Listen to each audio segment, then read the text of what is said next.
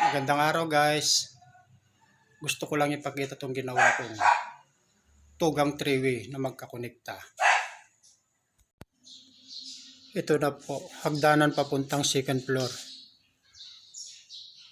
Yun yung ilaw. At ito yung switch sa baba.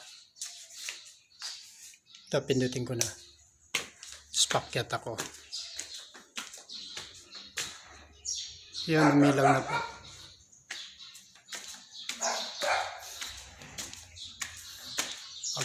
Pagkakyat mo naman ng second floor, yun yung isang ilaw papuntang kwarto. Iyon mo muna siya bago mo patayin yung sagdanan.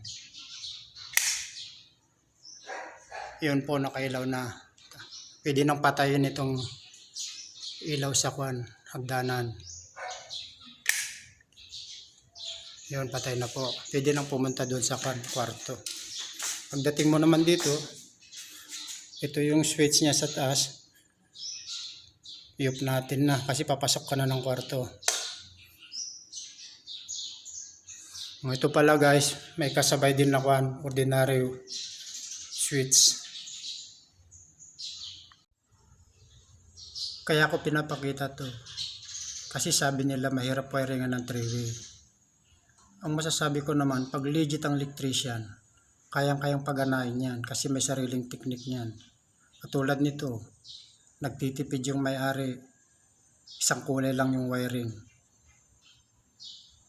Walang problema yan pag legit ang electrician. Mapawanggang 3-way switch, mapatugang 3-way switch, mapatrigang 3-way switch, or 4-way man yan, kayang-kayang paganahin yan ng legit na electrician.